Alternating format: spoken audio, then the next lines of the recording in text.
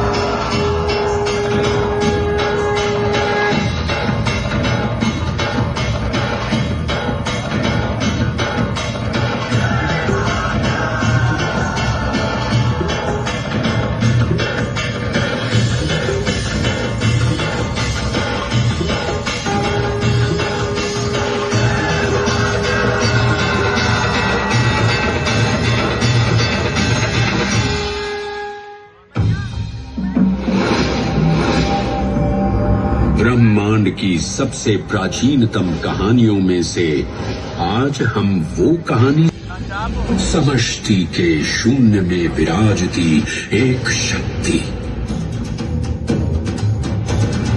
कालातीत और कालों के नियंता,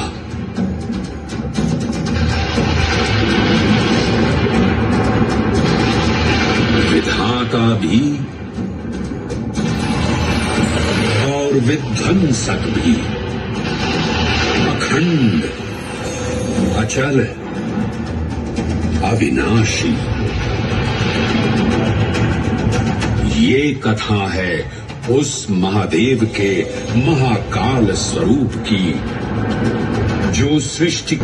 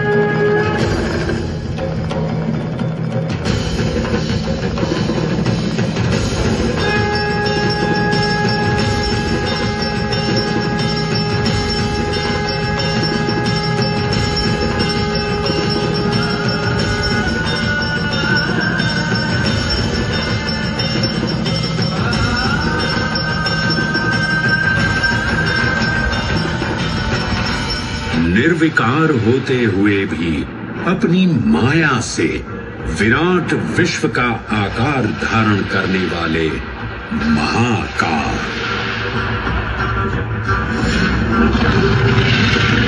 मेरुगिरी को धनुष और भगवान विष्णु को बाण बना दैत्यों के 3 पुरों का नाश करने वाले महाकाल, वो महाकाल जो तीनों लोकों में विद्यमान सभी शिवलिंगों में प्रधान हैं।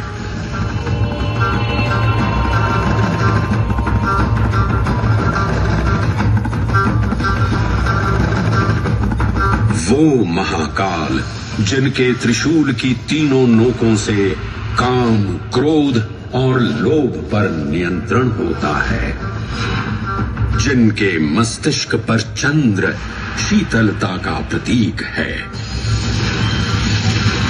और जिनकी सवारी नंदी के 4 चरण सत्य, दया, दान और तप का चिन्ह है।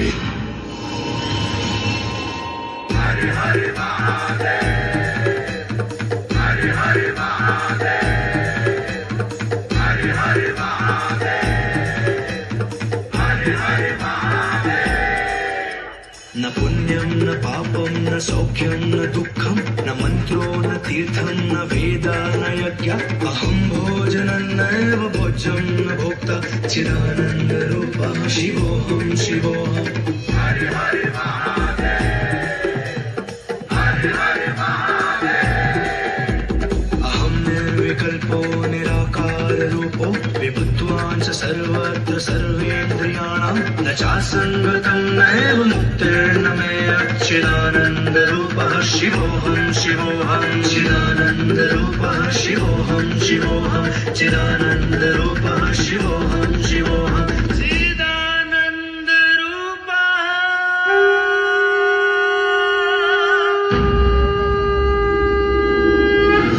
वराह पुराण में कहा गया है, नाभिदेशे महाकालस्तन्नाम्ना तत्र वै हरः, अर्थात नाभिदेश उज्जैन में स्थित भगवान महाकालेश्वर तीनों लोकों में पूजनीय हैं।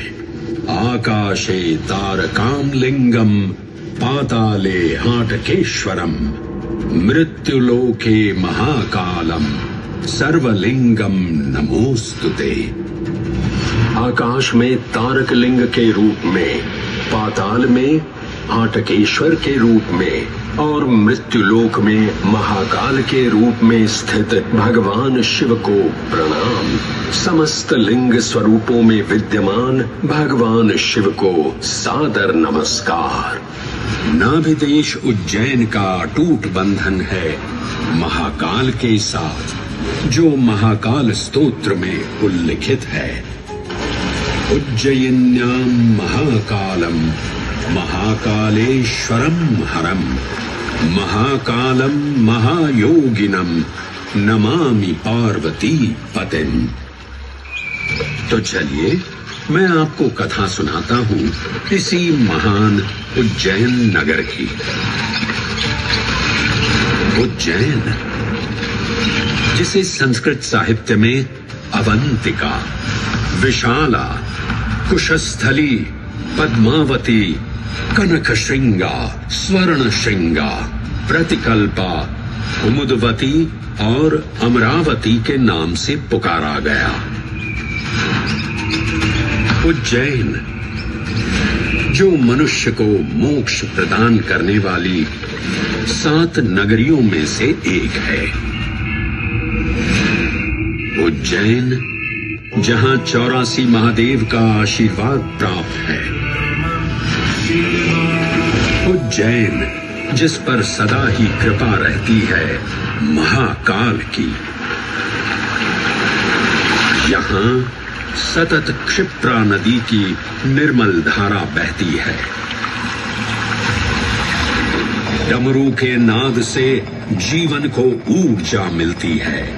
घंटियों की झंकार मन को आनंदित करती है।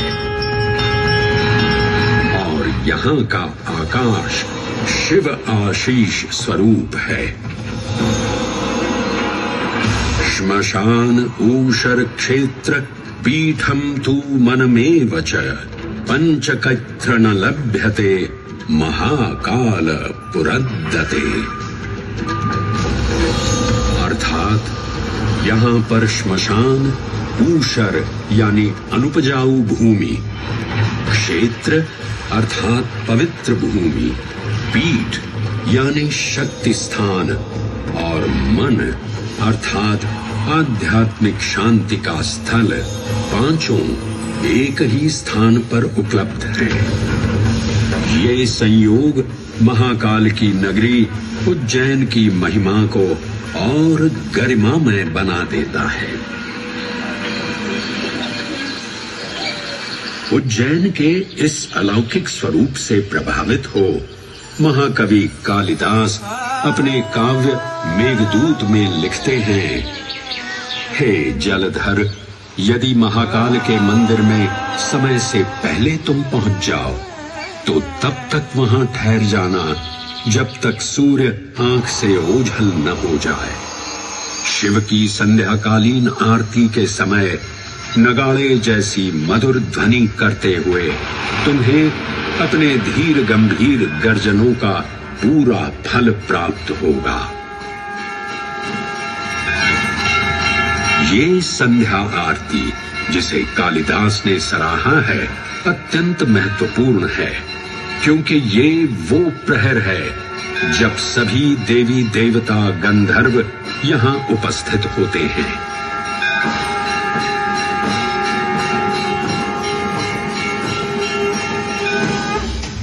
उज्जैन की महिमा अद्वितीय है। सतयुग, त्रेता युग, द्वापर युग और कलयुग, हर युग में इसका अप्रतिम महत्व रहा है। इस काल यात्रा में सबसे पहले आपको सतयुग के उस कालखंड में ले चलता हूं जहां देव और दानव एकत्रित हैं समुद्र मंथन करने के लिए। मन की आंखों से कल्पना कीजिए, भगवान विष्णु ने कुर्म का रूप ले मंदरांचल पर्वत को अपनी पीठ पर उठा रखा है। सागर से विकराल लहरें उठ रही हैं, मेघ भयानक गर्जना कर रहे हैं। देव और दानव वासुकी सर्प को नेति बना और मंदार पर्वत को मथनी बना सागर को मथ रहे हैं कि तभी जल का पाप कालकूट विष निकलता है और पूरी सृष्टि को अपने ताप से झुलसाने लगता है। इस भयावह स्थिति ने देवताओं और असुरों के बीच हाहाकार मचा दिया। यह कैसा अनर्थ है?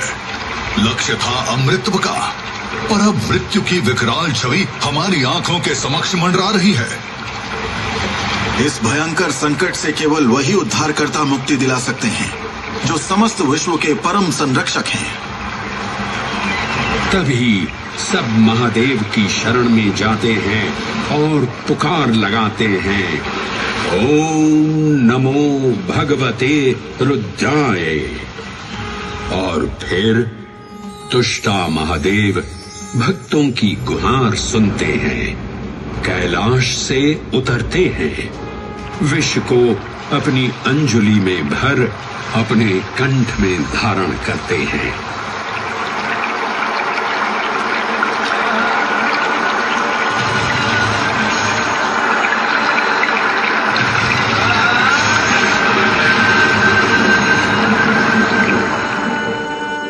अंततो गत्वा सागर मंथन से अमृत कलश प्रकट होता है। जैसे ही अमृत प्रकट हुआ, दानवों ने इसे केवल अपने आधिपत्य में लेने की आकांक्षा प्रकट की और संघर्ष छिड़ गया। आज यदि हम इस अमृत को प्राप्त कर सकें, तो हम देवताओं पर हमेशा के लिए प्रभुत्व स्थापित कर पाएंगे। अमृत अपात्र हाथों में ना जा पाए, क्योंकि ये अपनी शक्ति का असीम दुरुपयोग करेंगे। इस अराजकता के परिणाम स्वरूप अमृत की कुछ बूंदें छलकी और पृथ्वी तक पहुंच गई। 4 स्थलों पर स्पर्श हुआ इन बूंदों का, हरिद्वार, प्रयागराज, नासिक और उज्जैन। अमृत की इन्हीं बूंदों के कारण उज्जैन में हर 12 वर्ष पर कुंभ सिंहस्थ मेले का आयोजन होता है। भगवान शिव की लीला देखिए, लोक कल्याण के लिए स्वयं विषपान किया और अपनी नगरी पर अमृत वर्षा करवाई। अमृत की पावन बूंदों से अभिसिंचित ये दिव्य उज्जैन भूमि रामायण के पृष्ठों में भी सम्मिलित हुई। सतयुग के बाद त्रेता युग में माता सीता की खोज में वानर सेना का यहाँ आगमन हुआ।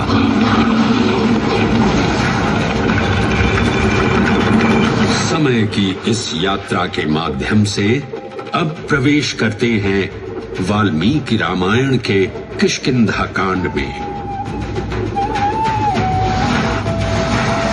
जब वानर राजा सुग्रीव अपने यूथपतियों से सभी प्रमुख स्थानों पर जाने के लिए कहते हैं और उन्हें अवंती नगर यानी उज्जैन जाने का आदेश भी देते हैं।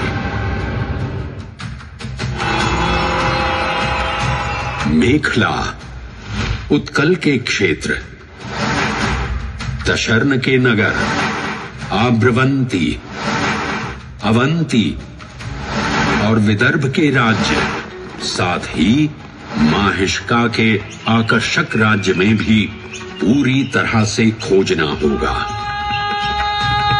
एक युग भगवान विष्णु के राम अवतार से संपृक्त और अगला युग उन्हीं के एक और दिव्य अवतार से समरस होना, ये अद्वितीय संगम केवल उज्जैन में ही संभव था। परंतु एक क्षण ठहरिए और ध्यान से सुनिए। ये हैं महाकाल के 1008 दिव्य नाम। हाँ, मैंने काल चक्र को परिवर्तित कर दिया है और अब द्वापर युग का शुभारंभ हो चुका है। विस्मय पूर्ण हो जाएंगे ये जानकर कि महाकाल के इन नामों को स्वयं भगवान श्री कृष्ण ने रचकर पिरोया था। महाकाल सहस्र नामावली की ये अद्भुत रचना उस समय की है जब योगेश्वर कृष्ण उनके मित्र सुदामा और शेषावतार बलराम ने अवंती नगरी में स्थित सांदीपनी ऋषि के आश्रम में वेदांत दर्शन और शस्त्र विद्या की शिक्षा ग्रहण की थी। कहते हैं कि भगवान श्री कृष्ण को अवंती ने ऐसा मंत्रमुग्ध कर दिया कि यहाँ 64 दिनों तक रुककर उन्होंने 64 विद्याएं और 14 कलाओं का ज्ञान लिया। उज्जैन का संबंध महाभारत से भी जुड़ा हुआ है। इस महान महाकाव्य के वन पर्व में उल्लेख किया गया है कि महाकालेश्वर मंदिर में स्थित कोटि तीर्थ जल का स्पर्श मात्र करने से अश्वमेध यज्ञ के समान फल प्राप्त होता था। और फिर परिवर्तन की इस अनवरत धारा ने एक नई कहानी लिखी। उज्जैन में उदय हुआ मौर्य वंश का। सम्राट बिंदुसार ने अपने पुत्र अशोक को उज्जैन का राज्यपाल बनाया और समय के साथ अशोक के शासनकाल में धर्म का विस्तार हुआ। मौर्य वंश के पश्चात विभिन्न राजवंशों, सम्राटों और नरेशों ने उज्जैन की सेवा की। उनमें से प्रमुख मालवागण और फिर गुप्त वंश ने यहाँ राज कर इसके वैभव में वृद्धि की। उज्जैन ने अपने भव्य तेज से जहाँ महात्माओं और शासकों को आकर्षित किया, वहीं इस नगर पर आतताइयों। उज्जैन ने अपने भव्य तेज से जहाँ महात्माओं और शासकों को आकर्षित किया, वहीं इस नगर पर आतताइयों की दृष्टि भी पड़ी।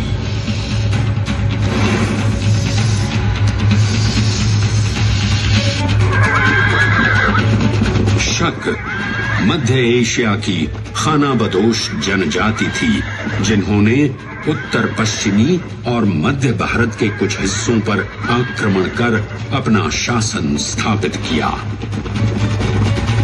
ईसा पूर्व प्रथम शताब्दी में जब भारत शकों के अत्याचार से त्रस्त था, तब उन शकों ने उज्जैन पर भी कब्जा कर लिया और फिर उज्जैन में उदय हुआ एक तेजस्वी योद्धा महाराज विक्रमादित्य का। एक तरफ शकों का बल तो दूसरी तरफ विक्रमादित्य का अद्वितीय पराक्रम। विक्रमादित्य की तलवार महादेव के तीसरे नेत्र सी चमकी। प्रचंड युद्ध हुआ। महाकाल की कृपा से शूरवीरों ने शकों को परास्त किया और उज्जैन में गणतांत्रिक शासन स्थापित किया।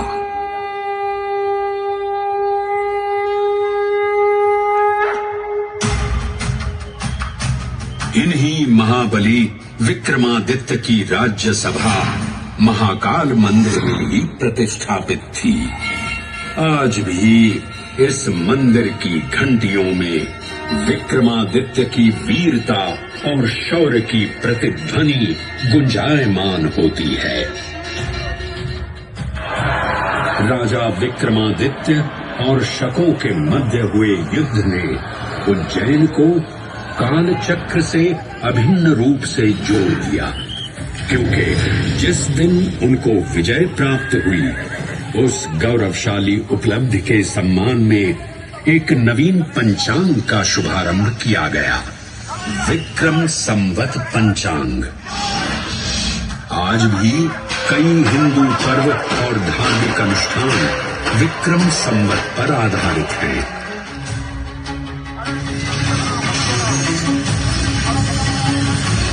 पृथ्वी की भौगोलिक कर्क रेखा इस पावन उज्जैन भूमि से होकर गुजरती है।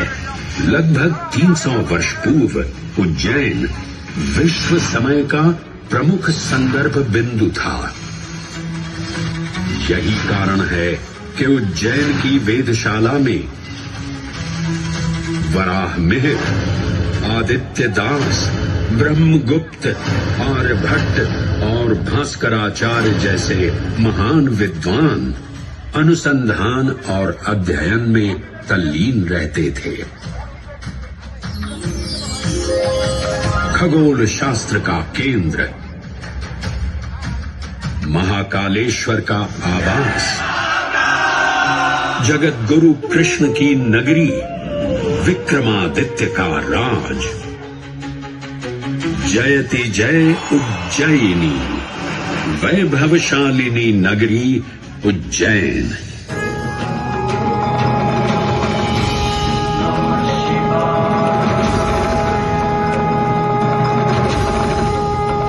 श्वासों को शिव मंत्र से अलंकृत कर, मन को भाव की गंगा से निर्मल कर, जो भी उज्जैन में महादेव की शरण लेता है, उसका कल्याण होना निश्चित है।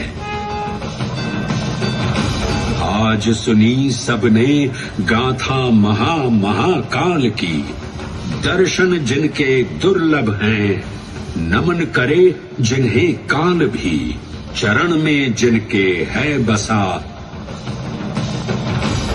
ये समस्त संसार कभी नहीं देखा होगा धरती पर ऐसा चमत्कार।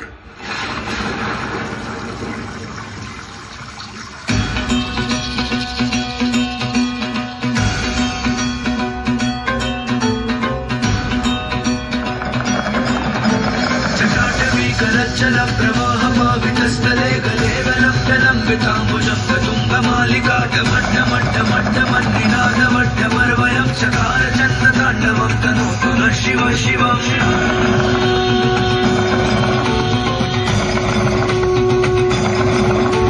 जटाकटाः सम्भ्रमभ्रमन्निलिम्बनिर्जने वल्लरी विराजमान मूर्धनि खगट खगट